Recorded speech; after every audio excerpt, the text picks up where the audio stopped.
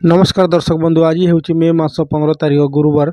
आज दिन जाकर केतोटी गुरुत्वपूर्ण खबर उपरे आसतु नजर पकईवा। ता पूर्व आपण भल पाइबा स्वरूप गोटे गोटे लाइक एंड सब्सक्राइब निश्चय करेंगे। तो चलतु आज संपूर्ण खबर उपरे नजर पकईवा। प्रथम खबर, खूब शीघ्र प्रकाश पाइब युक्त 2 परीक्षा फल। सूचना अनुसार खूब शीघ्र प्रकाश पाइब युक्त 2 परीक्षा फल प्रकाशन नहीं चली समस्त प्रक्रिया। आशा करे खूब शीघ्र परीक्षा फल प्रकाश पाइब। एने सूचना देइछन्ति गणशिक्षा मंत्री। मे मास द्वितीय सप्ताह फल प्रकाश नहीं सूचना रही। उच्च माध्यमिक शिक्षा परिषद सीएससी द्वारा परिचालित युक्त 2 परीक्षा गत फेब्रुआरी 18 रु आरंभ हो मार्च 27 जाए अनुष्ठित होता। चलित वर्ष पाखापाखि 3,92,618 जन छात्र छात्री परीक्षा देते। कलारे सर्वाधिक 2,47,391, विज्ञान 1,14,14,980, वाणिज्य 25,526 और धंदामूलक 5,721 जन परीक्षा देते। परवर्ती खबर, बियर पिउथिबा लोकंक पई खुशी खबर। एवं 200 टंकिया बोतल मिलिबो मात्र 50 टंकारी। खरा दिने साधारणतः बियर दर बढ़ी जाए, किंतु ए ग्रीष्म ऋतु बियर दर सस्तार मिलिजिवो। वर्तमान ब्रिटिश बियर ब्रांड्स भारत में सस्तार मिलिबो। भारत एवं ब्रिटेन मध्य होइतिबा मुक्त व्यापार चुक्तिनामा पर ब्रिटेन बियर उपर टैक्स 75% ह्रास करा जायछि। भारत में ब्रिटिश बियर ब्रांड्स खूब सस्तार मिलिबो। ब्रिटेन बियर स्कच एवं हिस्की रे मध्य टैक्स कमा जायछि। तेणु भारत में जो बियर बोतल 200 टंका थिला वर्तमान ताहा 50 टंकार मिलिबो।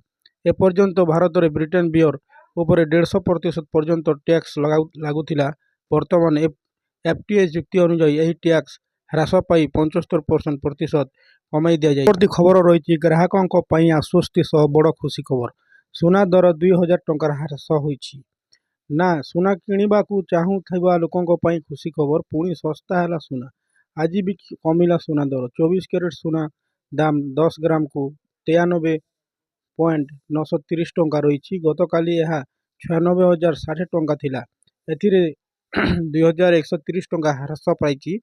22 कैरेट सुना दाम 10 गतकाली यह 88,050 टंका थिला। एथिरे 1,950 टंका ह्रास पाई। 18 कैरेट सुना दर 10 ग्राम को 17,450 टंका रही। गतकाली यह 72,040 टंका थिला।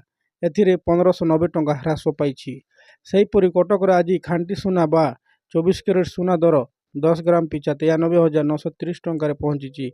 गहना तैयारी होइतिबा 22 कैरेट सुना दाम 10 ग्राम पिछा 86,100 टंका होइछि। सेहीपरि रूपा दाम मध्य ह्रास पाइछि। परवर्ती खबर रही, सरकार करिपारंती बड़ घोषणा। ऑनलाइन डेलीवरी करुवा कर्मचारी को मिलिबो पेंशन। जोमाटो, अमेजन, फ्लिपकार्ट भली कंपनी रे काम करुवा लक्ष लक्ष डेलीवरी कर्मचारी को पई खुशी खबर रही। सरकार करिपारंती बड़ घोषणा। यही कर्मचारी सरकार दे पारंती पेंशन। एने एक अंतर्जातीय गणमाध्यम रिपोर्ट मुताबक सरकार एभली प्रस्ताव को ओला, उबेर, अमेजन, फ्लिपकार्ट, जोमाटो भली कंपनी स्वीकार करिसेंती। आसंता मासरे केंद्र कैबिनेट एने प्रस्ताव प्रसारित हो पारे। वास्तव में डेलीवरी कर्मचारी माने ऑनलाइन रे कंपनी रो चुक्ति आधार रे काम करिथांती। सेमाननको काम आधार रे टंका मिली थाए। एथिरे फ्री लांस ऑनलाइन सेवा देउथिबा कर्मचारी कंटेंट क्रिएटर माने विभिन्न कंपनी सह जड़ित अछंती। एथिरे डेलीवरी काम करुथिबा कैच ड्राइवर मध्य शामिल अछंती। एभली कर्मचारी पेंशन देवाकू अमेजन, जोमाटो भली कंपनी सहमति देवा सह एथिपई से माने एक निर्दिष्ट परिमाणर अर्थ देवाकू राजी होइछंती। कंपनी एभली कर्मचारी को नाम रे थिबा ईपीएफओ खाता रे अर्थ जमा करिवे। या सह एही कर्मचारी को पाखरे पेंशन पाइबा पई 2टी विकल्प रहिबो। परवर्ती खबर रही, पाकिस्तान रो अलगा होई गला बालूचिस्तान, भारत करिबो साहाय्य। पाकिस्तान रो बालूचिस्तान प्रदेश रो एक बड़ खबर सामना को आसीछि। बालूचिस्तान निजकू स्वाधीन घोषणा करिछि। बालूची नेता पाकिस्तान ठारो स्वाधीनता घोषणा करिसेंती। एनै भारत को समर्थन पई अनुरोध करिसेंती। एही घोषणा पाकिस्तान राजनीतिक और सामाजिक क्षेत्र में हलचल सृष्टि करिछि। बालूचिस्तान कौन और कहीं यही आंदोलन?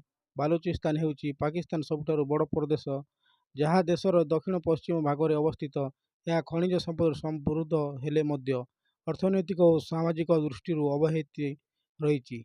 बालूची जनजाति यही अंचलर मुख्य निवासी ଯେଉଁମାନେ ଦୀର୍ଘ ସମୟ ଧରି ପାକିସ୍ତାନ ସରକାରଙ୍କ ବିରୋଧରେ ସ୍ୱାୟତ୍ତ ଶାସନ ବା ସ୍ୱାଧୀନତା ଦାବି କରି ଆସୁଛନ୍ତି, ସେମାନେ ଅଭିଯୋଗ କରନ୍ତି ଯେ ପାକିସ୍ତାନ ସରକାର ବାଲୁଚିସ୍ତାନରେ ସମ୍ପଦକୁ ଶୋଷଣ କରୁଛି, କିନ୍ତୁ ସ୍ଥାନୀୟ ଜନତାଙ୍କୁ ଉନ୍ନୟନରୁ ବଞ୍ଚିତ ରଖୁଛନ୍ତି।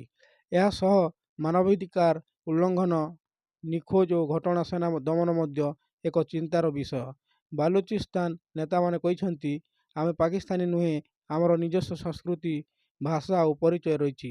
ଏହି ଘୋଷଣା ସେମାନଙ୍କ ଦୀର୍ଘଦିନର ଅସନ୍ତୋଷର ଏକ ପ୍ରତିଫଳନ।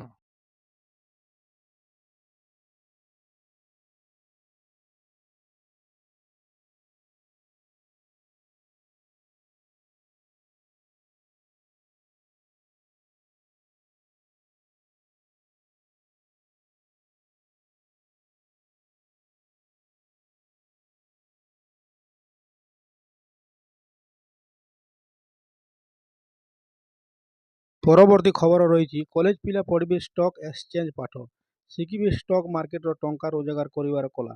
କଲେଜ ପିଲା ପଢ଼ିବେ ଷ୍ଟକ୍ ଏକ୍ସଚେଞ୍ଜ ପାଠ, କଲେଜରୁ ଶିଖିବେ ଷ୍ଟକ୍ ମାର୍କେଟରୁ ଟଙ୍କା ରୋଜଗାର କରିବାର କଲା। ଏନେଇ ଉଚ୍ଚଶିକ୍ଷା ବିଭାଗ ସହ ନ୍ୟାସନାଲ ଷ୍ଟକ୍ ଏକ୍ସଚେଞ୍ଜର ଏକ MoU ସ୍ୱାକ୍ଷରିତ ହୋଇଛି। ତୋଷାଲି ଭବନରେ ଆୟୋଜିତ ଏକ ସ୍ୱତନ୍ତ୍ର କାର୍ଯ୍ୟକ୍ରମରେ ଏହି ଚୁକ୍ତି କରାଯାଇଛି। ରାଜ୍ୟର ବିଭିନ୍ନ କଲେଜରେ NSCE ପକ୍ଷରୁ ଇଣ୍ଟର୍ନସିପ୍ ମାଧ୍ୟମରେ ଏହି ପ୍ରଶିକ୍ଷଣ ଦିଆଯିବ। ଏହାଦ୍ୱାରା କଲେଜ ପଢ଼ା ସହ କିମ୍ବା କଲେଜ ପରେ ଫାଇନାନ୍ସିଆଲ ଆଡଭାଇଜର, ଷ୍ଟକ୍ ବ୍ରୋକର ଭଳି କାର୍ଯ୍ୟ କରି ପାରିବେ ଛାତ୍ରଛାତ୍ରୀ। ଲେଭଲ 1 ଏବଂ 2 ଦୁଇଟିରେ ଏହି ପ୍ରଶିକ୍ଷଣ ଦିଆଯିବ। ସାଧାରଣତଃ ଯୁକ୍ତ 3 ଶେଷ ବର୍ଷ ବାଣିଜ୍ୟ ବିଭାଗର ଛାତ୍ରଛାତ୍ରୀଙ୍କୁ ନଜରରେ ରଖି ଏହି କାର୍ଯ୍ୟକ୍ରମ ହାତକୁ ନିଆଯାଇଛି। ଅନ୍ୟ ବିଭାଗର ପିଲାମାନେ ମଧ୍ୟ ଏହି ଟ୍ରେନିଂ ନେଇପାରିବେ ବୋଲି ମନ୍ତ୍ରୀ ସୂର୍ଯ୍ୟବଂଶୀ ସୁରଜ କହିଛନ୍ତି। ତେବେ ଏହି MoU ପରେ NSE ପ୍ରଶିକ୍ଷକମାନେ କଲେଜରେ ନିଜେ ଯାଇ ପ୍ରଶିକ୍ଷଣ ଦେବେ। ଲେଭଲ 1ରେ 20 ଘଣ୍ଟା ଏବଂ ଲେଭଲ 2ରେ 30 ଘଣ୍ଟାରେ ଟ୍ରେନିଂ ରହିବ ବୋଲି ଉଚ୍ଚଶିକ୍ଷା ମନ୍ତ୍ରୀ ସୂଚନା ଦେଇଛନ୍ତି। ପରବର୍ତ୍ତୀ ଖବର ରହିଛି, SCBC ଛାତ୍ରଛାତ୍ରୀଙ୍କ ନାମଲେଖା ପାଇଁ 11.25% ଆସନ ସଂରକ୍ଷଣ ବ୍ୟବସ୍ଥା ଲାଗୁ। ରାଜ୍ୟରେ ଉଚ୍ଚଶିକ୍ଷା କ୍ଷେତ୍ରରେ ସାମାଜିକ ଓ ଅର୍ଥନୈତିକ ପଛୁଆ ବର୍ଗ SCBC ଛାତ୍ରଛାତ୍ରୀଙ୍କ ପାଇଁ ସଂରକ୍ଷଣ ବ୍ୟବସ୍ଥା ଲାଗୁ ହୋଇଛି। ଏହି ସଂରକ୍ଷଣ ନୀତି ଅନୁସାରେ ଉଚ୍ଚଶିକ୍ଷାନୁଷ୍ଠାନରେ SCBC ବର୍ଗର ଛାତ୍ରଛାତ୍ରୀଙ୍କ ନାମଲେଖା ପାଇଁ 11.25% ଆସନ ସଂରକ୍ଷଣ ବ୍ୟବସ୍ଥା ଲାଗୁ କରାଯିବ। ଚଳିତ ଶିକ୍ଷାବର୍ଷ 2025-26ରୁ ରାଜ୍ୟର ସରକାରୀ ବିଶ୍ୱବିଦ୍ୟାଳୟ, ସରକାରୀ ଓ ସରକାରୀ ଅନୁଦାନ ପ୍ରାପ୍ତ ଉଚ୍ଚଶିକ୍ଷାନୁଷ୍ଠାନରେ ଏହା ପ୍ରଚଳନ କରାଯିବ। ରାଜ୍ୟ କ୍ୟାବିନେଟରେ ଉଚ୍ଚଶିକ୍ଷା ବିଭାଗର ଏହି ପ୍ରସ୍ତାବ ସମେତ 6 ବିଭାଗର ମୋଟ 6 ପ୍ରସ୍ତାବକୁ ଅନୁମୋଦନ ପ୍ରଦାନ କରିଛନ୍ତି ମୁଖ୍ୟମନ୍ତ୍ରୀ ମୋହନ ଚରଣ ମାଝୀ। କ୍ୟାବିନେଟ ବୈଠକ ପରେ ଏ ସମ୍ପର୍କରେ ଗଣମାଧ୍ୟମକୁ ସୂଚନା ଦେଇଛନ୍ତି। ପରବର୍ତ୍ତୀ ଖବର ରହିଛି, ଶିକ୍ଷକଙ୍କ ବଦଳି ପାଇଁ ଆଜିଠୁ କରିପାରିବେ ଆବେଦନ। ଶିକ୍ଷକ ବଦଳି ନେଇ ନୂଆ ନିୟମ ଆସିବା ପରେ ସଂଶୋଧିତ କ୍ୟାଲେଣ୍ଡର ଜାରି ହୋଇଛି। ଅନ୍ତଃ ଜିଲ୍ଲା ପ୍ରାଥମିକ ଶିକ୍ଷକ ବଦଳି କ୍ଷେତ୍ରରେ ଜାରି କ୍ୟାଲେଣ୍ଡର ଅନୁସାରେ ଆଜିଠୁ ମେ 30 ତାରିଖ ପର୍ଯ୍ୟନ୍ତ ପୋର୍ଟାଲରେ ଶିକ୍ଷକମାନେ ଆବେଦନ କରିପାରିବେ। ସର୍ବାଧିକ 15 ଜଣ ଶିକ୍ଷକଙ୍କ ବଦଳି ସୁପାରିଶ କରିପାରିବେ ସାଂସଦ ଓ ବିଧାୟକ। ରାଜ୍ୟରେ ବିଧାୟକ ଏବଂ ସାଂସଦମାନଙ୍କ କ୍ଷମତା ବୃଦ୍ଧି କରିବା ପାଇଁ ଏକ ପଦକ୍ଷେପରେ ଓଡ଼ିଶା ସରକାର ରାଜ୍ୟର ପ୍ରତ୍ୟେକ ବିଧାନସଭା ସଦସ୍ୟ, ବିଧାୟକ ଏବଂ ସାଂସଦଙ୍କୁ ନିଜ ନିଜ ନିର୍ବାଚନ ମଣ୍ଡଳୀ ମଧ୍ୟରେ ସର୍ବାଧିକ 15 ଜଣ ଶିକ୍ଷକଙ୍କ ବଦଳି ପାଇଁ ସୁପାରିଶ କରିବାକୁ ଅନୁମୋଦିତ ଦେଇଛନ୍ତି। ପରବର୍ତ୍ତୀ ଖବର, ମନରେଗାରେ ଶ୍ରମିକ ଲଗାଇ କାମ ନ କରି ମେସିନରେ କାମ ହେଉଛି। ମଷ୍ଟର ରୋଲର ଦାମ ନା ପକାଯାଉଛି। ପଞ୍ଚାୟତିରାଜ ବିଭାଗକୁ ମୁଖ୍ୟମନ୍ତ୍ରୀ ମୋହନ ଚରଣ ମାଝୀଙ୍କ ନିର୍ଦ୍ଦେଶ, ମନରେଗାରେ ମେସିନ ଦ୍ୱାରା କାମ ବନ୍ଦ କର। ମେସିନ ନ ଲଗାଇ ଶ୍ରମିକମାନଙ୍କୁ ନିଯୁକ୍ତି କରି କାମ କରନ୍ତୁ। ଏଥିପାଇଁ ଆଗାମୀ ଦିନରେ ଆସିବ ଗାଇଡଲାଇନ। ମନରେଗାରେ ଲେବର ଲଗାଇ କାମ ନ କରି ମେସିନରେ କାମ ହେଉଛି। ମଷ୍ଟର ରୋଲରେ ଦାମ ନା ପକାଇ କାମ ହେଉଛି। ଯାହାର ନାମ ମଷ୍ଟର ରୋଲରେ ଅଛି ସେ ମହାବିଦ୍ୟାଳୟରେ ଲେକ୍ଚର ତ ଆଉ କେଉଁଠି ମେଡିସିନ ଡାକ୍ତର। ଲୁଚେଇକି କାମ କଲେ ବି ଧରା ପଡ଼ି ଯାଉଛନ୍ତି। ଶ୍ରମିକ ନିଯୁକ୍ତି କରି କାମ କର, ଦାଦନ ଖଟିବାକୁ ଲୋକ ଆଉ ବାହାରକୁ ଯିବେନି। ମନରେଗା କାମକୁ ସଠିକ ଭାବେ କରିବା ପାଇଁ ଚ୍ୟାଲେଞ୍ଜ ଭାବେ ନିଅନ୍ତୁ ବୋଲି ଆହ୍ୱାନ ଦେଲେ ମୁଖ୍ୟମନ୍ତ୍ରୀ।